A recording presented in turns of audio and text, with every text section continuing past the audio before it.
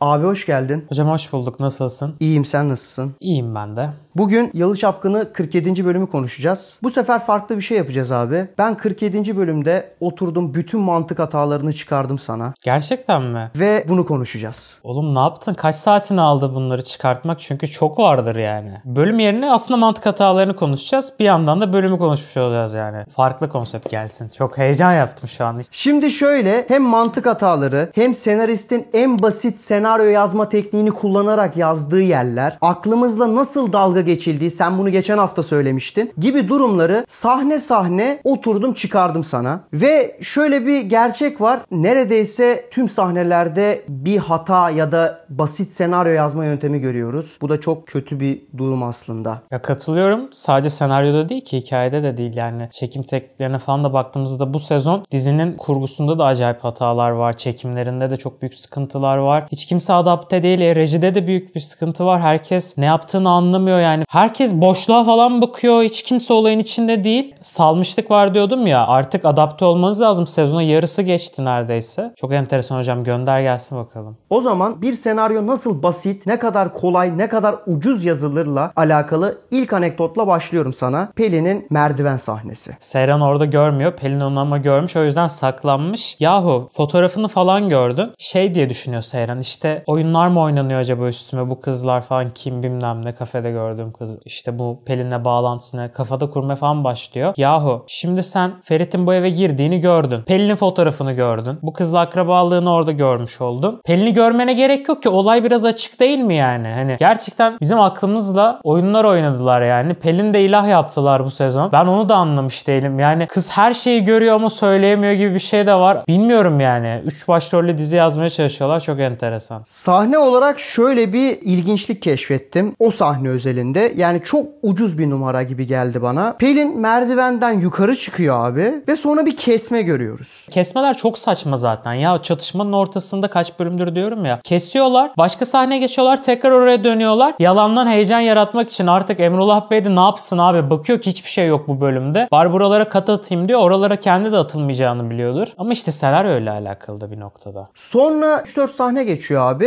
Ve Ferit'i bir anda telefonda Seyran arıyor. Diyor ki acil buluşmamız lazım, konum atıyorum. Ve biz bu sırada güya burada senarist tarafından beklenen abi öğrendi, bebeği de öğrendi, her şey bitti gibisinden bir düşünce. Ama meğersem öyle bir düşünce yokmuş. Twist oldu burada. Hissiyatı yaratmak görüyoruz senaristten. Neydi ya o? Ya zaten senaristin çok sevdiği bir tarz bence bu sezon. Herkes ya kapı dinliyor birbirini falan, bir şekilde dinleyerek haberdar oluyorlar ve olayları hemen daha olmadan ufak ufak twistlerle çözmeye çalışıyorlar. Yüzleşme yok. Diyoruz ya, bu dizide yüzleşme yok. O yüzden zaten rakip diziye gidiyor millet. Rakip dizi de millet birbirini kırıyor her bölüm yani. Ki Yalı Çapkın'da ilk sezonda hani kötü falan diyorduk ya, yine belli zamanlarda iyi çatışmalar oluyordu. Şimdi olsa da etkisi kalmıyor bence. Hani mesela bu bölümün temel şeyi ne üzerine kurulmalıydı? Seyran'ın bu durumu sezip ama toz konduramayıp daha sonrasında finalde Pelin'i görmesiyle birlikte darma duman oluşu ve ertesi bölümde de Ferit'e ne yapacağını merak etmemizle diğer haftaya da bağlanması gerekirdi. Vallahi hiç öyle bağlanmadı. Ben öyle söyleyebilirim. Hiç de öyle bağlanmadı yani. Gördü ama hani olmadım hiç ben izlerken. Bilmiyorum. Seyirciler olmuşsa arkadaşlar siz yazın olduysanız. Ben olmadım. O zaman başka bir basit senaryo nasıl yazılır sahnesi görmek istersen hemen söylüyorum. Abi Seyran parkta oturuyor. Bir balon satın alan ebeveyn görüyor ve çocuk görüyor ve bir anda duruyor ve çocuk yapmaya karar veriyor. Sezon başından beri kati suretle çocuk yapmaya karşı olan bir karakteri bir çocuğu görmesiyle birlikte çocuk yapmaya ikna ettiniz. Sırf niye biliyor musun? Bölüm sonunda Pelin'i görecek ve öğrenecek ki onun hamile olduğunu. O yüzden de bu bölüm öyle bir şey kurmak istemiş. Abi sen bunu niye 3-4 bölüm önce yapmıyorsun? Sezon başından beri Seyran diretiyor olaylara ve Seyran haklıydı abi. İlk önce okuluna gitmesi gerekirdi. Sonra bakardı zaten hani. Çok saçma sapan olaylardı. Tek bölümlük bir şey hocam. Yani işte Pelin'i görecek bölüm sonunda, o yüzden Seyran'a da böyle bir motivasyon yükleyelim ama biz ne yazdığımızı unutalım. Seyran'ın bu bütün o dik duruşu tavrını unutalım. Gitsin hatta babasına da söylesin çocuk yapmak istediğini. Ferit'e falan da söylesin, Ferit ona tepki veremesin falan diye yazılmış. Yani çok yapay bir sahne, sanki günlük dizi mi izliyoruz biz abi? Her karakter nasıl bu kadar değişebiliyor? Nasıl karşımıza çıkartıyorsunuz bunları? Bilemiyorum ya. O zaman algımızla nasıl oynanırla alakalı bir başka sahneye geçelim istersen. Abi Asuman yürüyüşe çıkmış. Böyle yürüyor. Sonra böyle yukarı falan bakası tutuyor. Orhan'la Dicle.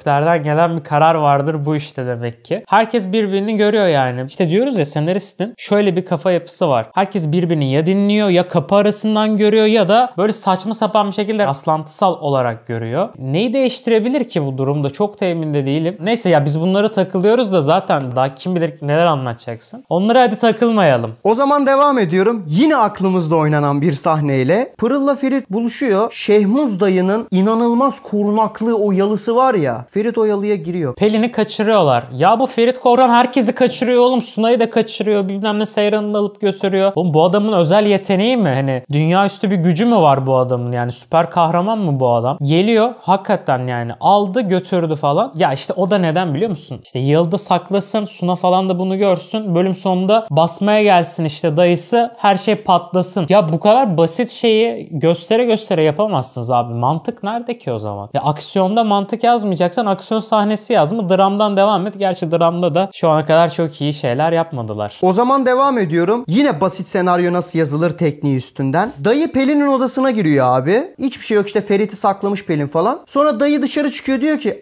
tespihimi unutmuşum, ben bir daha bir odaya döneyim. Sonra içeri giriyor Ferit'le karşı, sonra bir kavga dövüş. Senin zaten burada olduğunu tahmin ediyordum. Tahmin nasıl ediyordun? Bir kere şey demez misin? Bu yalıya falan nasıl girdin sen? Korumalar ne iş yapıyor falan burada demez misin? Yani çok enteresan. Bir de acayip bir yer yani. Sadece ana kapıdan giriş yapabildiğin ve yüksekte korunaklı bir yer. Tık diye giriyor ya abi, inanılmaz yani. Başka bir sahneyle devam ediyorum. Yine basit senaryo nasıl yazılırı görmemiz açısından. Halis, Ferit, İfakat, Seyran ve daha sonra Kazım'ın dahil olduğu Halis'in odasındaki o sahne. Halis çağırıyor Seyran'ı ve aslında bebek olayını anlatacakmış gibi bir durum var. Ama bir anda Kazım odayı basar ve işte Sunay'la Kaya'nın gününü aldığını söylemeye yeltenir ve ortalık birazcık karışır. Yani bu bebek olayı ortaya çıkmasın diye dörtlü beşli böyle bir sahne yazıyorsun. Sonunda ama çıkmayacak diye, çünkü tabii daha bölümün ortasındayız. Daha biraz bekleyelim diye bir gizem yaratmaya çalışıyorsun. Ama bu kadar da ucuz, bu kadar basit bir gizem yaratmak bölüm özelinde ben anlamadım. 2 saat 50 dakikaymış bu arada bölüm. Ben ilk reklam arasına kadar izledim, tamam mı? Reklam arası da bayağı uzun bir süre sonra geldi. Daha sonrasında kapattım. YouTube'dan izledim geri kalanını. Yahu dedim ki ne çektiniz? Yani hani sinema filmi izliyor gibisin ama hiç de bir şey yok içerisinde sinema filmine dair de. Hani bir diziye dair zaten hiçbir şey yok. Hani bari film gibi bir şekilde izlemeye çalıştım. Onda da hiçbir randıman alamadım. Şimdi bölüm boyunca hep şeyi gördük. Seyran'a herkes söylemek istiyor, söyleyemiyor ve yeni hikaye açılımları falan da burada yapılmaya çalışılıyor gibi bir durum vardı. Yani şunu da konuşmak lazım hocam. Halis Ağa'nın bu tavırlarına ne diyorsun ya, evlilik tavırlarına? Ya bu kadar Ferit'in kopyası bir adam olamaz. Kaç yaşına geldin? Hala unutamamışsın. İnanılmaz ya. Onun da Pelin'i bu mu acaba yani? Ya düşünmeden edemiyorum. İstersen başka bir sahneyle devam edelim. Abi Pelin yalıya geliyor. Ondan sonra Suna'nın Abidin'i göresi tutuyor. O tarafa doğru gidiyor ve bir anda Pelin'le Ferit'i görüyor. Pelin'in hamile olduğunu görüyor falan. Suna neden Seyran'a söylemiyor? Suna'yla araları biraz işte kötü ya, öyle bağlamaya çalışmışlar falan ama yemez yani. Abi ablası bu. İşte bölümün ama üzerine kurmuş ya kendi kafasında. Abi herkes görsün, en son Seyran duysun ama kimse anlatamasın. Tam söyleyecek gibi olsun, birileri olaya dahil olsun falan şeklinde kurmuşlar. Ya bence şöyle olabilirdi. Suna da söylerdi atıyorum. Seyran inanmazdı, yine toz konduramazdı. Pelin'in ne işi var burada falan derdi mesela. Belki araları daha çok gerilirdi. Daha çok gerilirdi. Ben işte çok tasvip etmediğim için mi bu evliliği böyle yapıyorsun abla falan derdi. Saçmalıyorsun şu anda falan derdi. Güzel olabilirmiş, bak şu an aklıma geldi. Aslında herkes bir şekilde belli etmeye çalışacak abi. Seyran da ipuçlarını toplayacak, yani kafasında toz konduramayacak. Ferit de doğruyu söylemeyecek. En son ablası söyleyecek, ona da toz konduramayacak. Sonra bölüm sonunda görecek Pelin'i. Daha harika bir bitiş olurmuş. Ama zaten Pelin'in oraya gelme süreci de çok hızlı oldu ve saçma oldu. O bölümün daha çıkış noktasındaki hikaye çok yanlış zaten. Bölüm hikayesi hatalı. Ya mesela Suna gelin odasındayken de söyleyemedi. İşte de var, bir kere söyleyemiyor. İkinciye de söyleyemiyor. Bunu bu sezon çok fazla gördük. Bir olay başlıyor ve onu 3-4 kere daha aynı kişiler devam ettiriyor. Bu bölüm Ferit yahu kaç kere dedi, herkese diyor benim için en önemlisi Seyran olacak. Seyran'ın da bunu diyor, Pelin'e de diyor. Abi sen bunu zaten 20-30 bölümdür diyorsun. Ya biz bunu biliyoruz. Hani yapmaya çalışıyorlar seyirciye. İşte bakın Pelin'i tercih etmeyecek, merak etmeyin. Hani o hala Seyran'ı seviyor, işte onunla kalacak. Baba zaten biz bunu biliyoruz. 6-7 kere dedin, her bölüm diyorsun. Çocuk aynı repliği 4 kere atıyor her bölüm. O zaman aklımızda dalga geçilen başka başka bir olaya geçiyorum. Gazeteci kaçıyor abi. Kazım'la gazeteci düğün öncesinde buluşuyor. Sonra Kazım öğreniyor. Neydi o? Gazetecinin kaçması ve Kazım ile buluşması falan acayip, yani Nükhet nasıl bunun arkasında olabilir, bu planın falan nasıl işliyor buradaki olaylar bilmiyorum. Bu bölüm ifakete ben pasifize edildiğini gördüm. Onun harici şimdi şöyle de bir şey var. Tamam, öğrendi diyelim bu olayı. Ya fotoğrafta bile dünyayı yıkan bir babaydı bu Kazım'a. Bu bölüm hiçbir şey yapmadı. Her bölüm değişiyor onun karakteri de. Çok enteresan. Yani gazetecinin bir anda kaçası tutması da komikti. Tabii bir sürü mantık hataları ve aklımıza dalga geçilen başka sahneler de varken son olarak son sahneye geçeyim istiyorsan. Nükhet'in bir saçma oyunu vardı. Hadi artık Şehmuz gel de bu olaylar çözülsün diye kafasında kurdu ve Şehmuz geldi. Pelin'in bir gafleti vardı. Hani her şey saklanıyordu. Bebek hani sen saklanıyordun. Ne oldu? Bir anda Nükhet gelince şey yapası mı tuttu Pelin'in? Ferit'i kurtarmam gerekiyor dayımdan diyesi tutup düğünü basması mı gerekiyordu mesela? Koş Ferit'i vuracaklar falan. Ya abi, Ferit'i o evde kimse vuramaz bu arada. Bir de bir şey söyleyeceğim hocam. Bu adamlar da hani diyorduk ya, Ferit nasıl girdi Şehmus Bey'in yalısına. Şehmus Beyler nasıl bu kadar komple ekipçe geliyorlar? Ben bunu da anlamadım abi. Gece vakti düğün müğün var. Güvenlik has safhada. Şak diye basıyorlar düğünü. Sonra Pelin falan geliyor. Hemen Nükhet'in çağırmasıyla. Bir Nükhet'le bir 5 dakika konuşursun. Dersin ki ama Ferit bana gitme demişti. Gitmemem de gerekiyor. Hani gizli tutuyoruz ya Nükhet Hanım falan bilmem ne. Hani biraz böyle hani safçana şekilde bir konuşması vardır ya, öyle konuşması gerekirdi. Direkt koşası tuttu kızın da yani. Hani ben de onu da anlamadım. Laps diye girdi içeri. Herkes böyle baktı. Yorum yok. Ya şöyle bir şey var. Bölümün başında Seyran Ferit'le buluşuyor ya. Seyran şöyle bir cümle kuruyor. Bence bütün sezonu anlatan cümle bu. Olay baştan saçma sapan.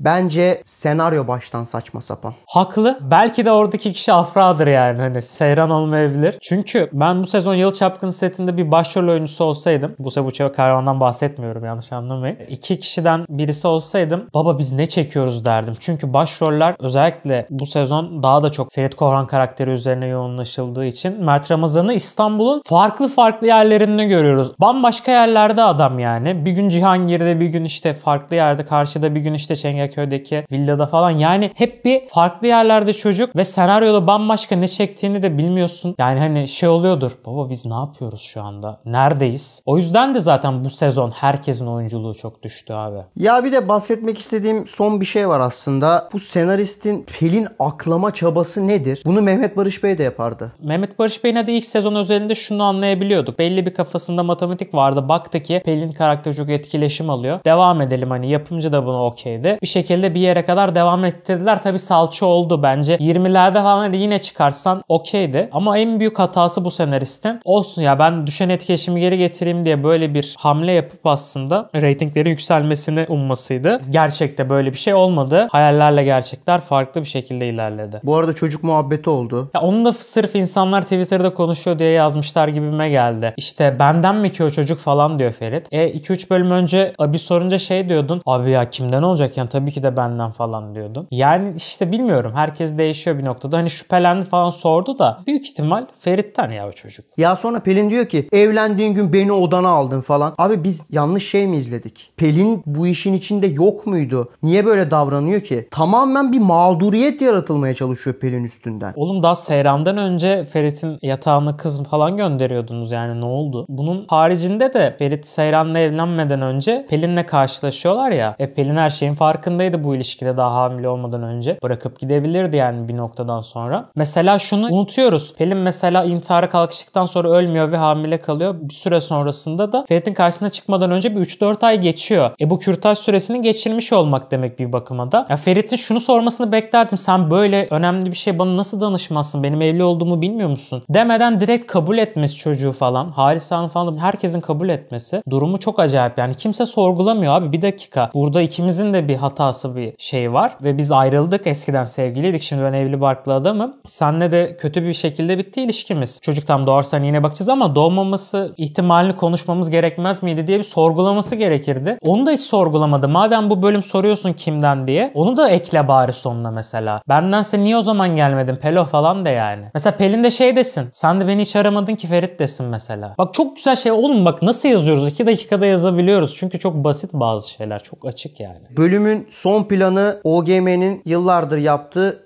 üçgen Bir de tam Sinematografi üçgen. Evet. Tam üçgen oldu hocam. Işıkları kapattılar. Üçünün üstüne spot verdiler. Çizince bir çizgi çekin böyle durdurup üçgen oluyor hocam. Eşkenar üçgen ya. Böyle bir şey var mı abi? Israrla ben bunu seviyorum. Bu gösterildi yani. Yani benim yaptığım diziler Bu. üçgen olur. Geometrik olarak da gösterdi. Sinematografik olarak da gösterdi. Hikaye olarak zaten göstermesine gerek yok. Yazılıyor. Ne kadar gidecek ki böyle? Herhalde sezon finaline kadar gider böyle. Yani umarız final olmaz. Abi de ben sana şunu söylemek istiyorum. Bence bu dizinin yavaş yavaş miadı doldu. Yani bu diziyi bırakmanın belki de vakti gelmiştir. Gerçekten bir duygusal bağ da oluyor insanın içerisinde. Hani kanalı açtığımızda sadece Yalı Çapkını yapmıyorduk aslında. Şu anda da hala yapmıyoruz ama en çok izlenen videolarımız hep Yalı Çapkını oldu. Ama şunu söyleyeyim, zaman içerisinde bizim reytinglerimiz artsa da dizinin reytingleri düştü. Hikayesi genel anlamda çok zayıfladı ve bu dizinin bu hallere gelmesi okullarda kesinlikle yıllar sonrasında okutulması gereken, nasıl bir dizi batırılır şeklinde bir ders formatında anlatılması gereken bir hale dönüştü hocam. Gerçekten çok üzgünüm yani. Farklı yeni işleri incelerken daha çok keyif aldığımı fark ettiğim an dedim ki bu dizi gerçekten benim için miladını doldurdu. Çok radikal hamleler lazım. Büyük olaylar lazım yapılması gereken. Ama olmayacak gibi de duruyor. Belki de Dizi Çapkını kanalının radikal bir hamle yapıp bu diziyi yorumlamaması gerekiyor abi. Hocam bırakalım mı diyorsun? Sizce ne yapalım arkadaşlar? Bırakalım diyorsanız aşağıya bir yazın. Bırakmayın diyorsanız da nedenleriyle bize bir söyleyin. Bizim bir motivasyonumuz düştü Yalı Çapkını üzerinde. Kanalı kapatmıyoruz tabii ki ama hani en çok izlenen videomuzdan feragat edip başka şeyler yapabiliriz gibimize de geliyor. Ya ben 2 saat 50 dakikamı bunu harcamak mesela gerçekten istemiyorum artık. Hani zaten izleme süreci ayrı, not alma süreci ayrı, bir de bunun çekim süreci ayrı, bir de sen kurguluyorsun. Hani senin daha da çok işin var. Hani gerçekten bir noktada şey diyorum bazen, biz ne yapıyoruz diye düşünmeden edemiyorum. Hocam öyle ya. Ben bir çay koyacağım, bize diğer videolara geçelim istersen. İstiyor musun sen de? Alır mısın? Ben de alırım abi. Teşekkürler abi. Hocam ben teşekkür ederim. Değerli izleyiciler, siz de kendinize çok iyi bakın. Videoyu beğenmek istiyorsanız beğenmeyi ve kanala abone olmak istiyorsanız abone olmayı unutmayın. Sizce ne yapalım? İncelemeye devam mı edelim yoksa bırakalım mı? Yorumlarda bekliyoruz. Görüşmek üzere.